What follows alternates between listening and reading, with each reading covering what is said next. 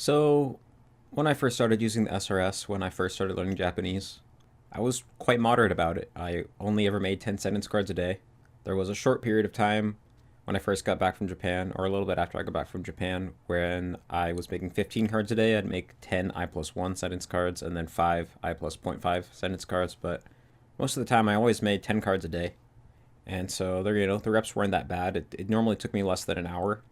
It would take me about 30 seconds per rep, usually, and so I remember a lot of times I'd be able to rep in less than an hour, like finish all my reps, including new cards. And then, it'd take time to make new cards later on in the day. But the overall probably was like less than 2 hours a day total. And later when I went to college, I made SRS cards for some of my classes in college. And a lot of those I deleted, but a lot of them I kept. But, over time, you just start to naturally notice like, wow, whatever I put into the SRS, I remember so well. Even if, I don't contact that information at all in my everyday life. If I learn something and put it in the SRS, I'm going to remember it forever. And in reality, it's not really forever because the longer the intervals get, the more the Anki algorithm starts to break down. The Anki algorithm is extremely simple. And so, really, the bigger the algorithms get, the more likely it is that you're going to not really know it when it comes up, like when the interval becomes multiple years. And a lot of times, what will happen is cards come up after a few multiple years and you still remember the answer to the card, but it doesn't really feel like you know the knowledge. It feels like part of your brain just remembered how to answer this specific flashcard, like just instant reaction, like hansha shinke, as they say in Japanese. I don't remember the English word, but it's like you see the front of the card, you know the answer.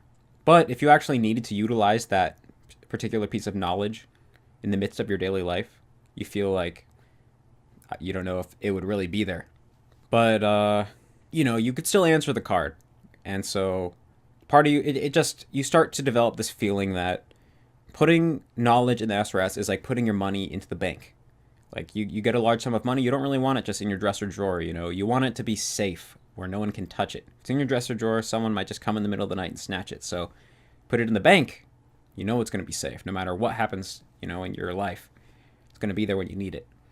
And it happens gradually over time, but for me personally, and I know this has happened to many others who I've talked to, you start to basically, the belief of whatever I put into the SRS will be safe slowly starts to flip around to whatever I don't put in the SRS will not be remembered.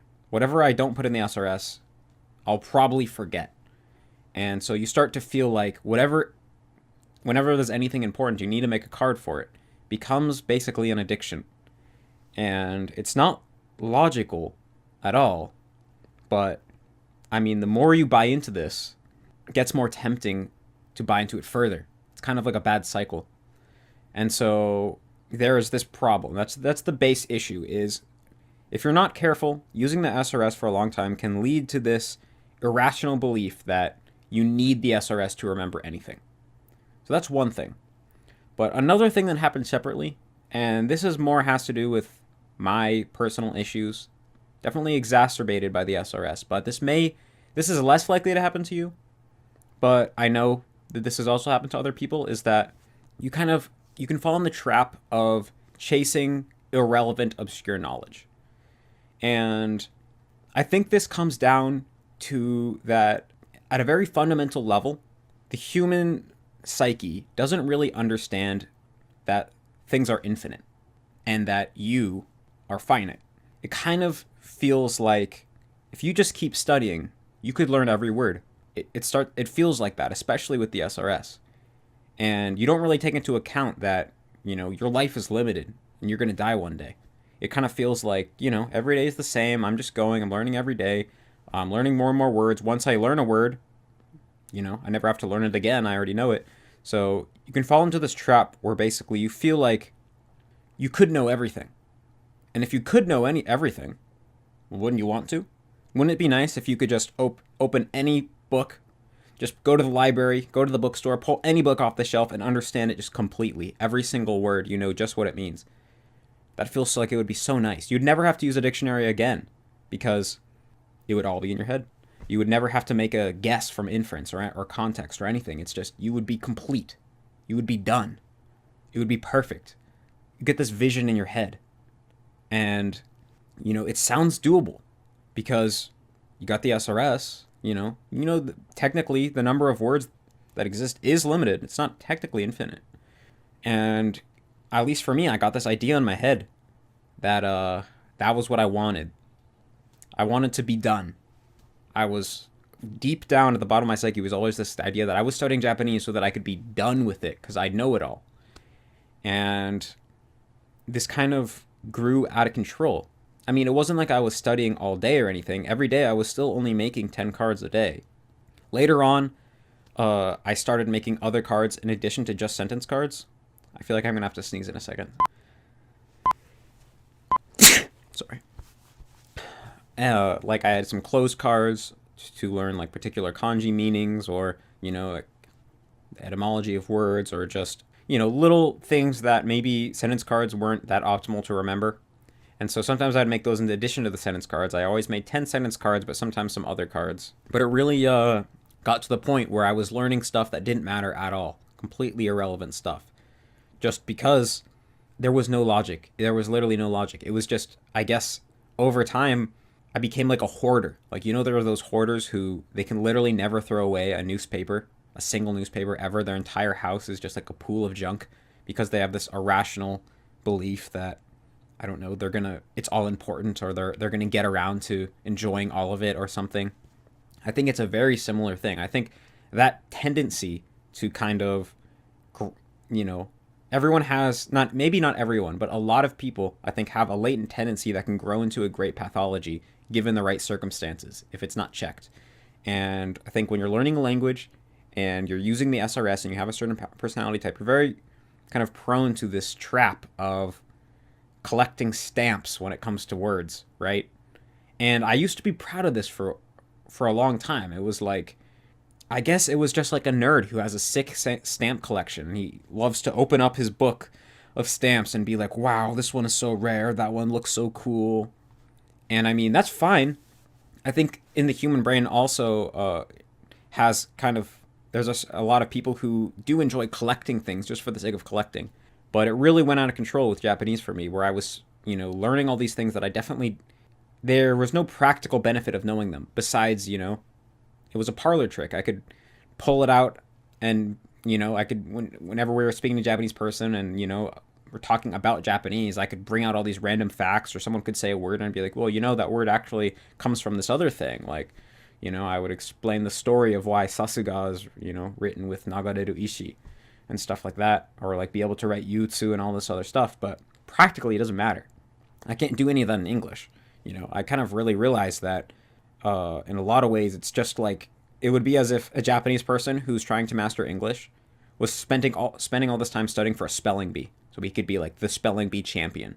Like from my point of view as a native English speaker, that's not impressive. It's just kind of like whatever floats your boat, but you think you would have more productive ways of using your time, like you could do something actually benefits the world, or I don't know, something more fun. But the other thing is that, I mean, if there was a Japanese person studying for a spelling bee, you'd think that they were probably just an English nerd.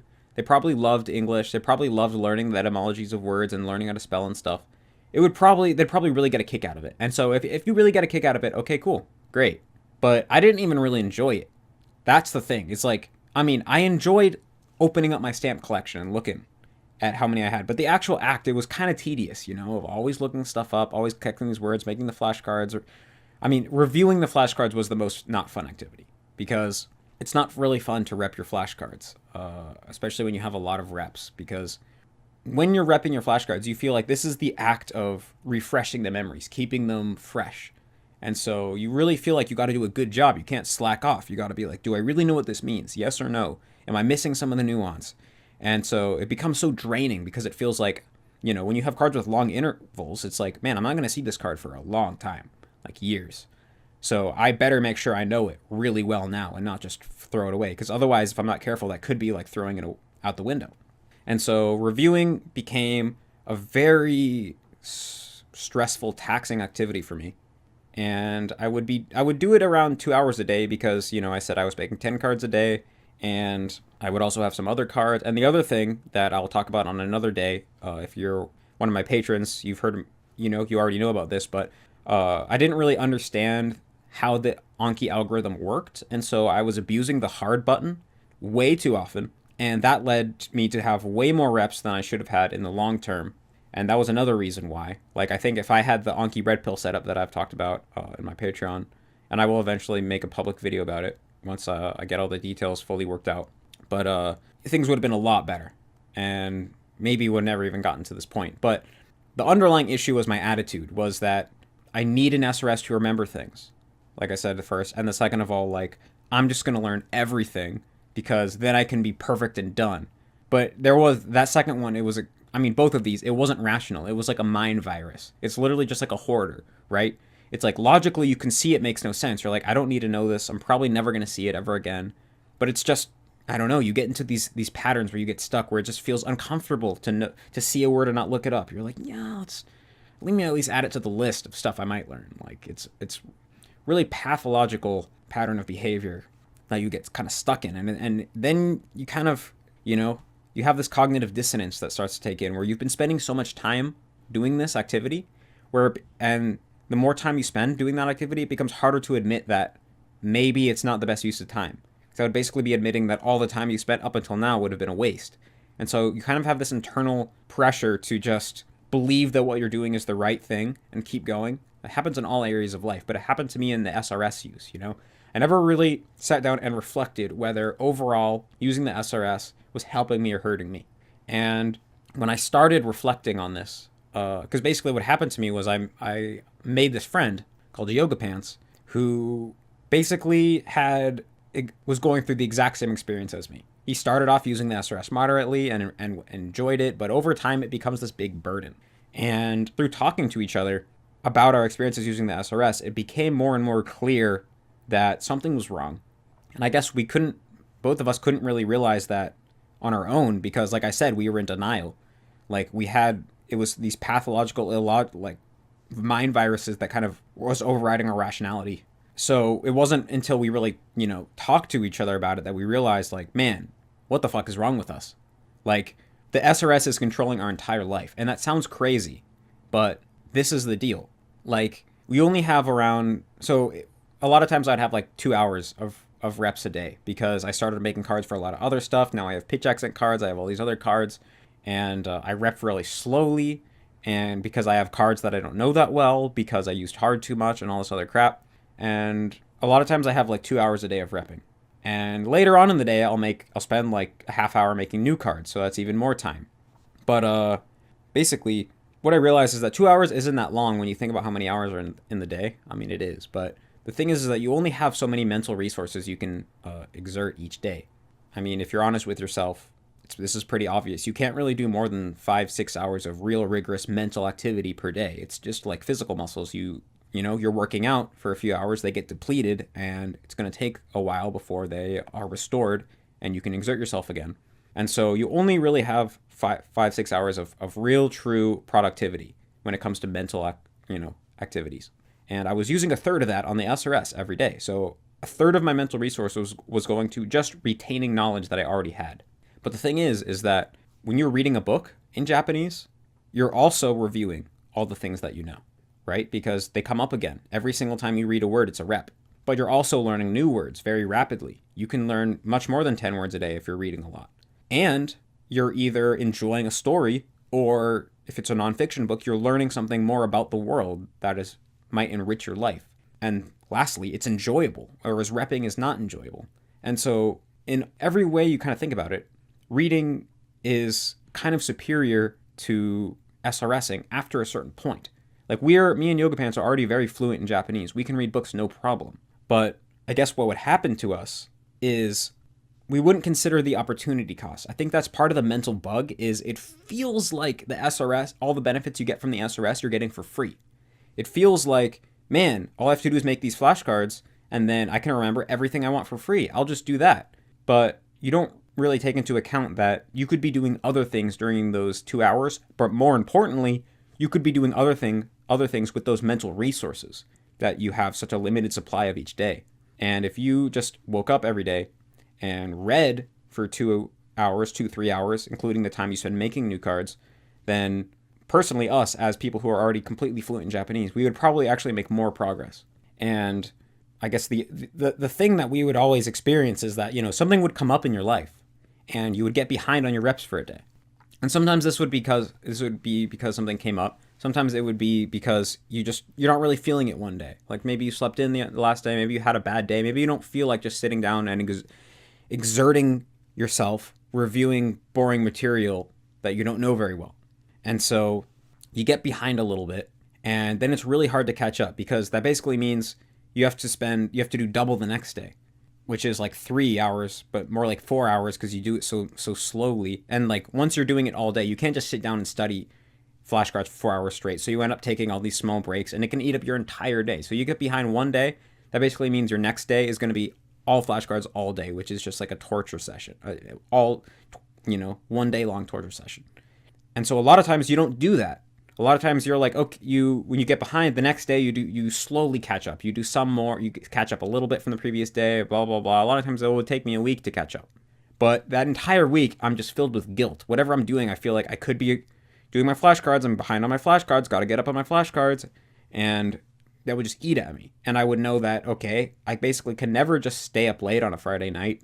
I can't just, spontaneously sleep over at a friend's house, or like go on a meditation retreat, or do anything, because I have to do reps every single day, and it was just a huge burden on my life.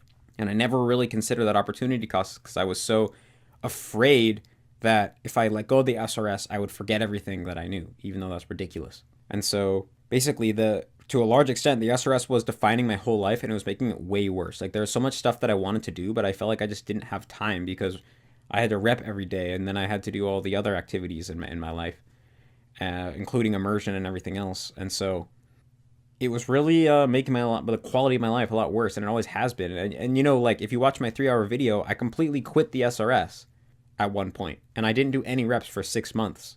But because I still had this irrational belief that, like, part of it was that I wasn't doing any Japanese during that period. The truth was that I was done with Japanese at one point. And part of the reason why I felt like I had to be done with Japanese was because I was done SRSing, but I didn't see that I could just continue doing Japanese without SRSing. To me, it was like one thing. It was like, either I'm in it to win it with Japanese, or I'm out completely. I had a really black and white mindset. And so basically I felt like, okay, well, this SRS is ruining my life. If you watch my 3-hour video, I say pretty much the only reason that I'm doing immersion is so that my SRS reps are easier to do, because if I got rusty in Japanese, doing the SRS would be even harder, but I need to do the Japanese to maintain my vocabulary, blah, blah, blah. And so I didn't have the even idea that I could just immerse, and that would maintain my knowledge. I wouldn't have to do the SRS. It's really obvious, but I had those pathological ways of thinking. And so I dropped it completely for 6 months. But then I kind of realized, like, maybe I do like Japanese. Like, I kind of miss Japanese and all this stuff. Because I did like Japanese. I just had other kind of issues and unrealistic expectations and stuff. So eventually, when I came back to Japanese, I caught up on my reps, which took me literally an entire month. Spent the entire month of November last year doing nothing but catching up on my reps all day. And that sucked. But ever since then, I couldn't really stay consistent. I'd catch up for like a few days, and then I'd get behind. It'd take me like a week to catch up, and it was constant torture. But I guess I just kind of finally realized that, like, for me now, I don't need the SRS, and it's probably hurting me. Like, if I just read for 2 more hours every day instead of using the SRS, like, not only would my life be way better and less stressful, like, I'd probably get better at Japanese. Like, I will forget all the obscure stuff I didn't need to know. But if I'm reading a large variety of different types of books for multiple hours each day, and a word that I happen to know now doesn't come up often enough in that immersion for me to maintain it, I don't need to know it. It's obvious. So there's no point of basically using the SRS after a certain point. Like, after you reach basic fluency, just like in your native language. Like, you learn new words all the time in your native language. You don't forget them because they come up in your immersion, which is just your life. And so basically it's just, we decided, me and Yoga Pants. Yoga Pants was the first one. We were just discussing this. We were working through the logic and just realizing, like, holy shit, we are hoarders studying for the spelling bee. And not only that, but we hate it. It's making us miserable. It's defining our whole life, and it sucks. And we could just get rid of it, and everything would be better. From a mental health standpoint, from a Japanese standpoint. So Yoga Pants deleted his deck, and he deleted all the backups and everything. And as I was watching that, I was like, I can't do it. I need my deck. That's my knowledge. That's my everything. That's my life work. I need it. But then in a kind of a moment of clarity, I'm just like, dude, I'm in shackles right now, and I have the opportunity to set myself free. And I deleted it all too. And the reason why I had to delete everything and the backups and everything is because I'm an addict. I would have gone back. I would have already gone back by now. The whole next day after I deleted my deck, when I was reading, I had like PTSD symptoms. Like, oh my god, I need to make a card for this. I'm gonna forget this, or like, oh man, I remember the etymology of this word now, but I'm gonna forget that. Blah blah blah blah. And then I just have to tell myself, like, dude, I don't need to know. First of all, probably not gonna forget it. I'm gonna keep reading books. It's gonna keep coming up. And second of all, like, if I forget a word, big deal. The world's not gonna end. I don't know every word in English either. In fact, my vocabulary is relatively small in English, yet I'm doing just fine. So if it doesn't come up often enough that I can maintain it, I don't need to know it. That's how it works.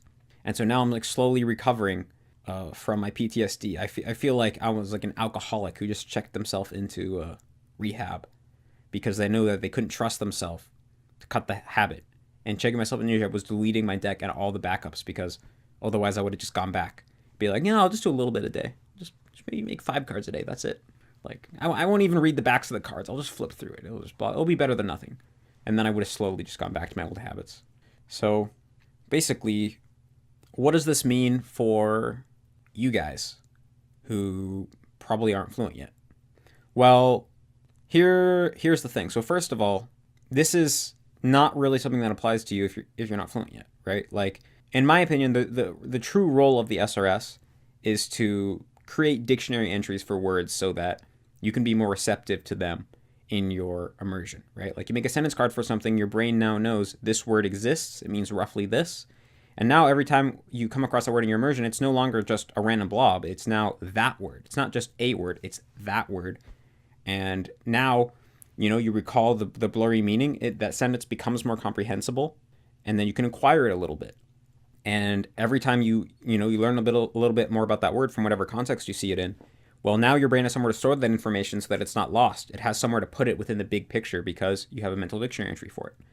And so the purpose of SRS cards during the initial AJAP process isn't to teach you exactly what the word means. It's just to help you get a kickstart on the process of fully acquiring a word. And so I guess what I used to think was, after a certain point, when you start reaching basic fluency, the role of the SRS shifts.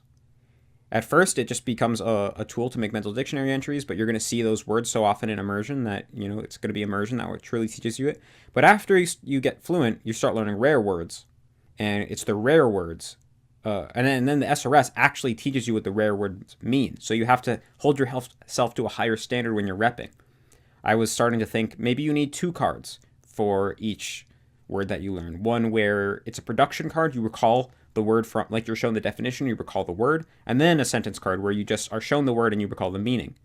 And, maybe you should memorize all the definitions and all this other stuff. But I'm realizing that I was completely wrong. That second role of the SRS to teach you the exact meaning of the word, you should never use it like that, or almost never. There might be select cases in which that is useful, like, because basically here's how I think about it. Every piece of knowledge in your head has an interval, right? That's kind of the premise of Anki. There's an interval of each piece of knowledge in your head, and that interval is the amount of time that you could continue to remember that piece of information without reviewing it. So even your own name, right? If you never heard your name or recalled your name again, you might be able to remember it for like 600 years. But if you were immortal and you moved to China and you got adopted a Chinese name and you lived 600 years in China and you never even thought about your old native language name, then maybe you'd forget it, right? It's possible. So every piece of knowledge in your head, it has a interval on it. And there's also what I would call, I haven't thought of a good word for it, I should have, but I don't know, a encounter interval, which is basically like, if you live your life the way you live your life, how often do you come across that thing, right?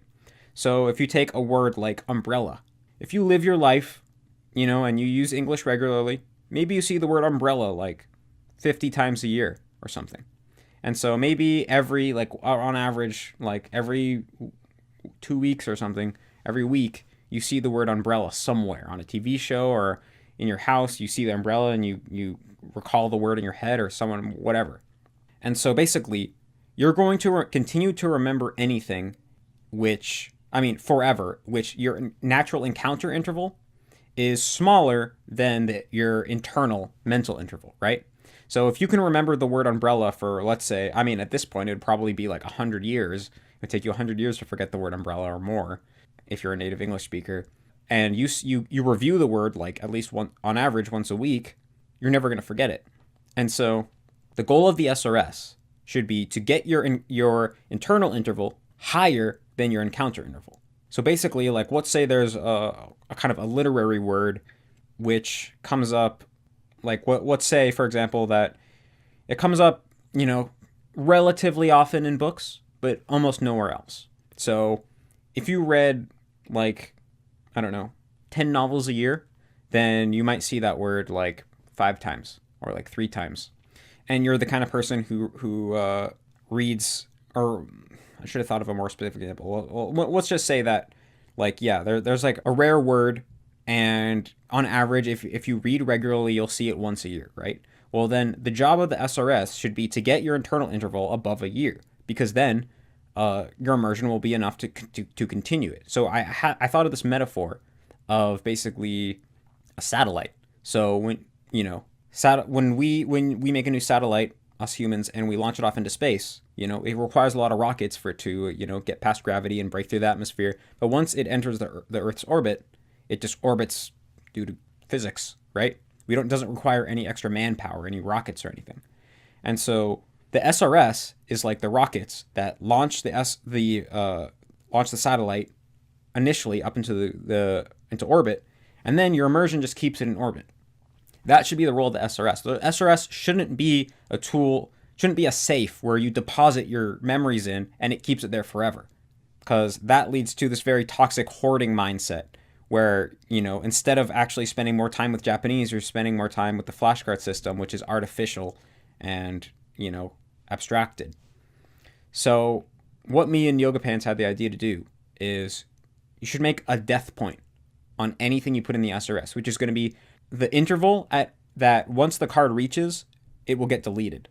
So we were thinking that if you're making sentence cards, there should be a death point of 1 year, which means that, we can make an add-on that makes it so that as soon as cards reach an interval of 1 year, they automatically get deleted. Because think about it.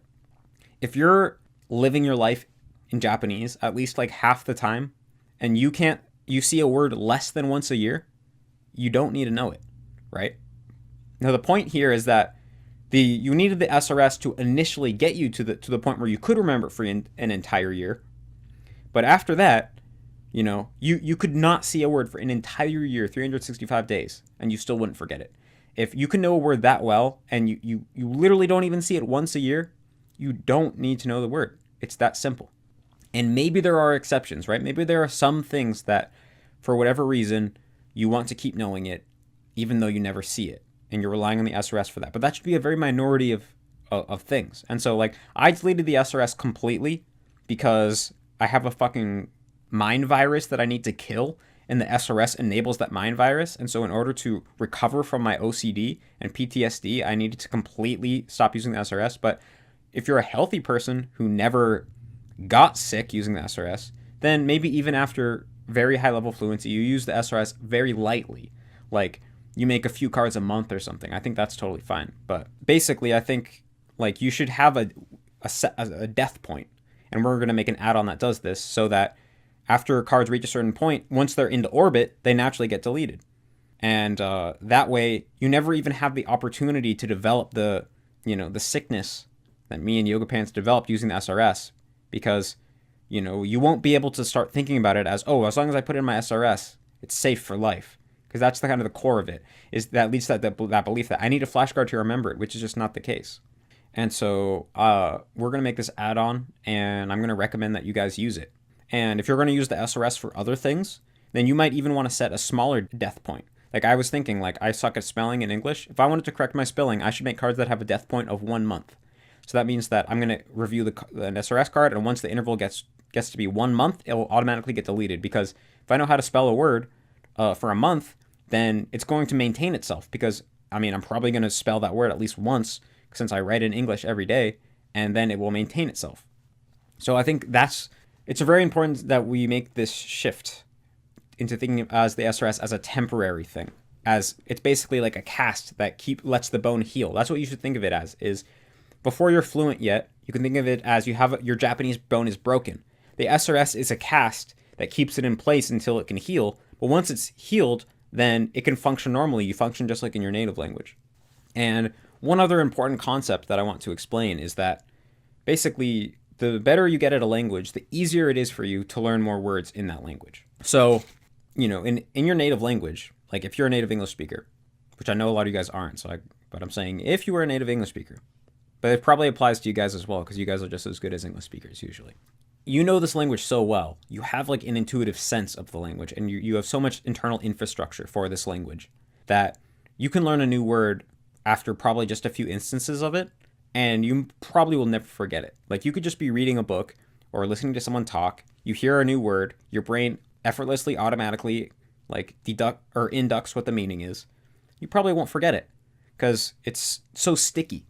When in a language you're really familiar in, new knowledge is sticky because your brain, it has such an intricate wide web of patterns and connections that it knows exactly where to put it, and it's held into place by all the other infrastructure around it. And so basically, as you start out, when you start out in a new language, you don't have this at all. It's very hard to learn new words, right? It's like they're so slippery because, your brain's not familiar with the sound structure, with, it doesn't have any internal infrastructure. And so, you try to memorize a word in Japanese, it just slips right out. But when you first start learning a language, you're going to be learning mainly words that are extremely common and that you see all the time. So although it's very difficult to learn new words because they're very slippery, you get so much repetition if you're immersing that this kind of counteracts that, and you're still able to pick things up very quickly because just through pure exposure, right? And so as you learn more words, you start learning less and less common words, but your ability to learn more words improves alongside that. And so basically, first you're learning like kind of uncommon words, but you're kind of good at remembering words, so it's no big problem. And then you start learning very advanced words, very rare words, but you're so good at learning new words that it's no big problem until you get to, like a native speaker, which learns new words almost every day. There's like studies that show this. Native speakers continue to increase their vocabulary through their entire life, even though the words they're learning are obviously rare because, if you've used nothing but English every day for 30 years, you're 30 years old, and you still haven't come across a word even once, that probably means it's pretty uncommon. Yet you pick it up, no problem, because you're so good at learning new words. And so really, you don't need the SRS ever. And that's why people learned languages just fine without the SRS. There's plenty of examples of this you probably know one yourself. And this is also why, you don't need an SRS to continue getting better at your native language. The people who have the biggest vocabularies in their native language, like people who have probably over 100,000 word vocabularies in English, they're not SRS junkies. They're just readers, right? And also, like, when you learn through reading and exposure to the language, it sticks even better because, our brain was designed to be functional. It was designed to solve problems. It was designed to do tasks. And so when you're doing abstracted things like study and flashcards, it doesn't stick as well because that wasn't really what the brain was designed to do. But when you're trying to do an activity like understand a text or, consume a story, and language is just a tool to that means, that is when your brain is going to optimize itself in terms of language ability most efficiently. And so I think it's important to have a very little emphasis on the SRS. Like, this is my current vision. At the beginning, the SRS is a tool which basically helps you make mental dictionary entries for words very efficiently, especially in the beginning. But you're not going to the SRS for very exact meanings or exact understandings. It's just, to let you know it's a word so that you notice it more in your immersion. And this helps you improve very quickly if you're immersing a lot. Like, healthy use of the SRS with mass immersion, you will improve extremely quickly, extremely rapidly. And once you start getting to fluency, you should transition to just making a regular habit of reading a lot and have your use of the SRS taper off. And you can just, like, maybe after you would make around 10,000 cards total, or maybe a little more, maybe you could even go to 15,000 cards total. But after that, you should stop making new cards. And if the cards get deleted after they have a 1 year long interval, because that's the test. If you could remember them for a year and it's still you're not enough to maintain them, you don't need to know it, then your cards will slowly all get deleted, and then you'll have no more reps, and then you can let go of the SRS for good. Unless you want to use it occasionally, like I said, because there is room for healthy usage of the SRS. A few more traps of the SRS that I want to explain. So what I've personally found now that I've let go of the SRS, and I'm actually reading Japanese, is that what I used to do was when I would come across a new word reading a book, I wouldn't actually pay attention to what it meant in the moment. I would mark it down. I would like look it up on my phone and then save the entry in the dictionary, because in my mind it was like later I'm going to have dictionary looking up time. I'm going to sit down and make flashcards and I'm going to study what the words mean. I'll learn what it means then. And so when I'm in the middle of reading, I wouldn't worry about it. But of course, I would come across like maybe 30 new words a day, but I'd only make 10 new cards. So for 20 of those words, I never looked up what the word meant. They were just on my, 1,000 word long list of stuff I was eventually going to get to. But now when I'm reading, since I don't make cards, it's like, oh, well, I better look it up now because this is it. Like my immersion is study. It's no longer immersion and study. They've completely combined into one thing. So then I look it up. And when I look it up, I pay attention to it just for a split second. But I noticed, like I can feel it because, like I said, I'm already completely fluent in Japanese. I'm almost native level at reading. And so I can just feel that, oh, I'm not going to forget that word ever. Like I'm going to remember, like the interval that I make just from looking it up once is probably like 2 years. And so it's so obvious, like, oh my God, I obviously don't need the SRS because I'm so good at learning new words. Like I've been doing this. I've been fucking learning new words in Japanese for fucking 6 years, every single day. Like I don't need any help. Like it's so obvious that I didn't need the SRS and that it was holding me back because now I have 2 more extra hours to read every day. And so my vocabulary is probably going to skyrocket even more if I keep kind of reading a broad variety of topics and things. And so basically by not using the SRS, I pay more attention when I read it, and even words that I do know. Like when there was a word where I would come across it and it was kind of blurry, what I used to feel like is like, oh, well, I'll just wait until the card comes up on my SRS and I'll do it then. And I get kind of lazy. I wouldn't look it up then. But now it's like, oh, well, I better look it up now. And so I'm more diligent. And actually, I was looking up way too much stuff, and my OCD was catching me in a new way. And so I thought of this genius rule: only look up 1 word per page. And I recommend this to you if you're learning how to read. Because, it's hard to find a balance of how much should I look up, how much should I just, skip it and keep going so that I get more total amount of input. Look up 1 word per page. And once you look up a word, skip everything else until you get to the next page. I think it's a great golden rule that helps you find the right balance of looking stuff up and, actually reading a lot without getting caught up. One other interesting thing that Yoga Pants noticed, a trap of the SRS, is that basically your mind naturally keeps track of how frequently words are used. It kind of makes a built-in frequency list so that you can know when you're speaking, like whether a word is natural to use or not. And so if you don't use the SRS and you're just, you read lots of books and you watch lots of TV shows and you talk to lots of people, you naturally have a sense of what words are common and what words are uncommon. And so when you're speaking, words like koiru will naturally come to mind, and words like choetsuru probably won't. But maybe when you're writing a more formal, I don't know, paragraph, I don't know, work, I don't know, message, email, it might come to mind because your mind will know, okay, I'm trying to write a little bit more formal, a little bit more, nicely sounding piece of language right now, and so I'm going to pick a nice, maybe less common, more elegant word. But when you use the SRS, you're like basically fooling your brain about the frequency of words, right? Because when I'm SRSing, I'm seeing all these uncommon words all the time. And so it tricks your brain into thinking that those uncommon words are more frequent. And now when I'm speaking Japanese, uncommon words popped into my brain all the time. Like if I want to say, like one example Yoga Pants said, because he noticed this happening to him, he's the one who realized this phenomenon, is like he wanted to say like tabemono, kuimono, and he would and the word shokumotsu came to mind, which is like a way less common word that means food. And it's like, yeah, like shokumotsu shouldn't be the first thing popping into your head when you're trying to say food. So the SRS actually kind of fucks up your output. And I always knew this was a problem that I had because uncommon words would pop into my brain all the time, but I'd kind of just justify it being like, oh, well, I just sound smart when I talk. But really, I wouldn't be able to sound as natural as I wanted to. And if you read the Anti-Moon website, it's obvious that that's happening to Tom, because he uses all these super unnatural expressions that native English speakers never use. And it just sounds corny because he doesn't really get the real context it's used in, probably because using the SRS fooled his mind into thinking that was a normal thing that people say. And so that's another downside of like over SRS use. So, oh yeah, and I forgot to talk about Ajat and Katsumoto. So, Katsumoto has an article that he wrote a little bit after he had gotten to Japan where he talks about why he still SRSs even though he's fluent. and how, even when he first got to Japan, he completely stopped SRSing, and he had no problem with all the everyday vocabulary, but the more rare, obscure vocabulary, which you don't tend to hear every day, he started to forget, and he didn't like that. He liked knowing all that kind of more obscure stuff. So he kept using the SRS, and he plans on using it forever. And what I have to say to that is that you have to remember that Katsumoto wrote that after he had known Japanese. Like it had been less than 2 years since he first started knowing Japanese, and he wasn't very good yet.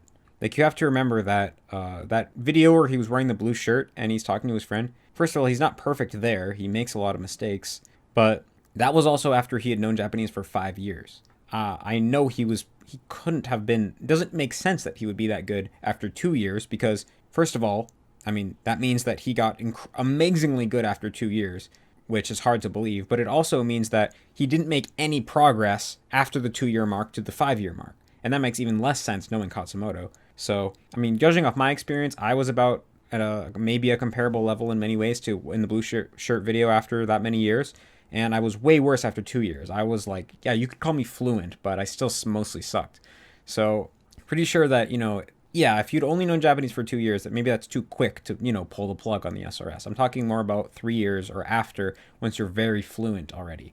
And also like, because I mean, I think like Katsumoto he mentioned some of the words that he didn't know in the article that he forgot, and I know those words, and I know that I won't forget them, and I know that I don't need the SRS to remember them. So I'm thinking maybe Katsumoto just wasn't at that level yet, where I said where like in your native language you can remember the most obscure words in the world, and you don't need the SRS because your meta ability to learn new words is so high. And so maybe Katsumoto wasn't at that point yet where he can remember words for so easily, and that was why he had that experience. He pulled the plug a little too early, but I don't think that means you have to keep it out forever, because I know in my experience I'm going to remember a large majority of those very obscure words as long as I keep reading every day, which I plan to. So there's that. And also about, lazy kanji and MCDs. Now I understand why Katsumoto did that. He didn't actually think that lazy kanji or that MCDs were going to bring a better result. I don't care what he said. This is what I believe to be the truth. I think he knew that they brought worse results, but they're easier. They don't fuck you as hard psychologically, RTK is hard, making the cards, making the stories. It's hard, but it brings the results. But I think Katsumoto was just like, people aren't going to be able to put in this hard work. It's too hard. We need to simplify it down. You can dumb it down and still get a large, majority of the benefits. Obviously, lazy kanji is worse in every way, but it's better than nothing, and it's significantly easier. So maybe for all those people that would have, quit doing normal kanji, they would be able to do that. And obviously, I think that's just an awful idea because I did lazy kanji and I didn't know the kanji after. I think maybe a better solution to lazy kanji is maybe having a community of people so that they can talk about their experiences going through the kanji and encourage each other and give each other tips. Because I've watched a lot of people in my personal Discord server slow and steady blow all the way through remembering the kanji 1 and 3 and, without any problems. And about MCDs, I mean, I've tried them. They're awful. They don't work at all. I think closed cards have a place and they can work really well. But the actual MCDs didn't do anything for me. Didn't do anything for anyone who I know. I mean, maybe they work well for you, but I think the thing is that they're way easier. And so it's like you can sacrifice a little bit of efficiency and effectiveness in order to do something that's easier. And if you were continuing to SRS forever, I think that this might be a good idea or might be worth considering. But I think my idea of do SRS the hard way that really brings the best results while you need it, to really get you up to a high level of fluency, then drop it all together because, now just function like a native speaker. Read and listen to the language.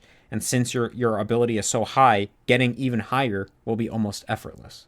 You just got to, because language ability goes on a exponential curve like this. So you just got to get high enough on the curve where you can just take off naturally and you don't need any extra support. And I think overall that's a good strategy. Put in the work at the beginning and then you can drop it completely later.